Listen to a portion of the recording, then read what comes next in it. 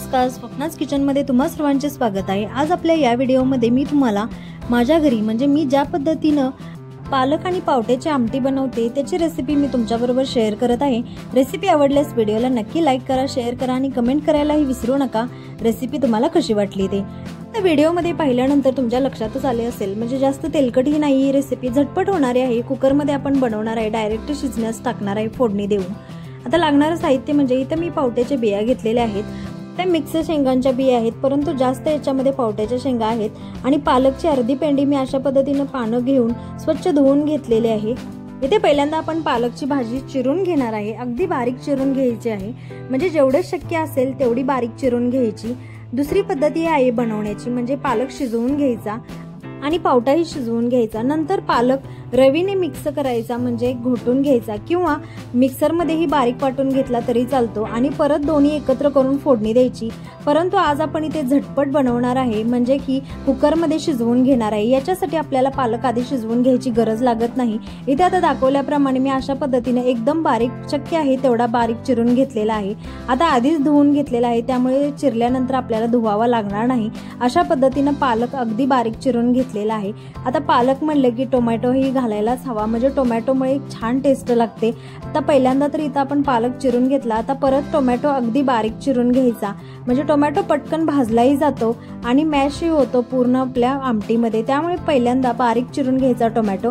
आता कुकरमध्ये तेल टाकून घेतलेलं आहे। आता आपण इतर रोज जेवणामध्ये जी रेसिपी बनवतो, म्हणजे जेवणामध्ये पदार्थ रोजच्या जेवणामधील पदार्थांमध्ये जास्त कट येण्याची काही गरज नाही, म्हणजे कट आलेले पदार्थ रोजच खावेत असं काही नाही, म्हणजे ते आरोग्यास आपल्या चांगलेही नाही।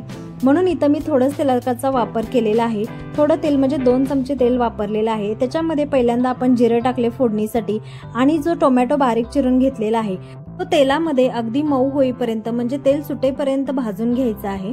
टोमॅटो पटकन भाजून व्हावा याच्यासाठी आपण याच्यामध्ये मीठ टाकून घेतलेलं आहे। आता नंतर आपण इथं कोथिंबीर आणि लसणाची अशी बारीक चेचून पेस्ट बनवून घेतलेली आहे, खलबत्त्यामध्ये चेचून घेतलेला आहे।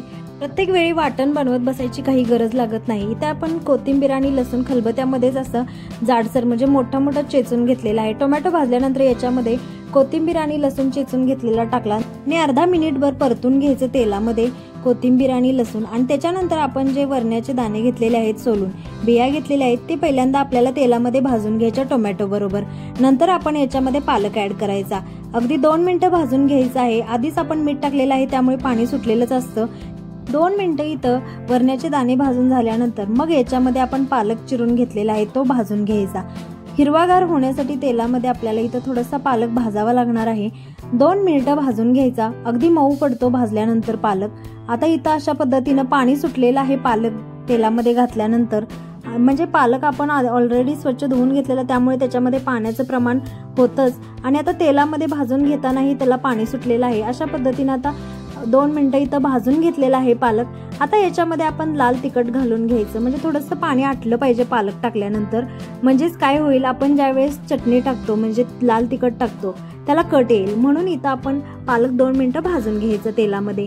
आता लाल तिखट टाकल्यानंतर परत एकदा परतवून घ्यायचं आहे असं आपल्याला सगळं। आता याच्यामध्ये आपण इच्छेनुसार, म्हणजे तुम्हाला जर आवडत असेल तर तुम्ही शेंगदाण्याचं कूट घालू शकता, नाहीतर इथं तुम्ही ज्वारीचं पीठ किंवा बेसनचं पीठ वापरलं तरी चालतं, परंतु आमच्या घरी आम्ही इथं शेंगदाण्याचं कूटच वापरतो, त्यामुळे मी इथं 4 चमचे शेंगदाण्याचं एकदम बारीक केलेलं कूट वापरलेलं आहे, शेंगदाणे भाजून केलेलं कूट आहे। आता याच्यामध्ये गरम पाणी ऍड करायचं, तर 2 ग्लास मी गरम पाणी ऍड केलेलं आहे। तुम्ही तुमच्या गरजेनुसार कमी जास्त प्रमाण करू शकता, म्हणजे कुणाला जास्त पातळ आमटी आवडते किंवा कुणाला घट्ट आवडते त्या प्रमाणात पाणी ऍड करायची गरज आहे इथं। आता मी इथं 2 ग्लास ऍड केलेला आहे। गरम पाणी असल्यामुळे पटकन शिट्ट्या होतात। शिट्ट्याही आपल्याला हाय गॅसच्या फ्लेमवरती करायच्या नाहीत, मीडियम फ्लेमवरती गॅसच्या आपल्याला इथे शिट्ट्या करून घ्यायच्या आहेत कुकरच्या।